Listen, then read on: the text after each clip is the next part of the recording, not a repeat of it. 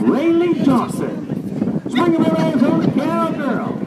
Arizona high school cowgirl. She loves playing basketball up there for the Elks up there at Round Valley High School. She was a 27-61 yesterday. Let's see what Rayleigh Johnson can do. Man, you love John. That can keep me going till you're in the hole.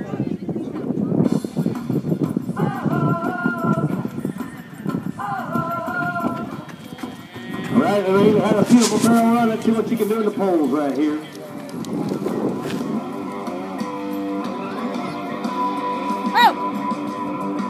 Keep yourself in! Keep it in! Keep it in! Feet! Feet! Go! Yeah, going home! The Palomino's running good today.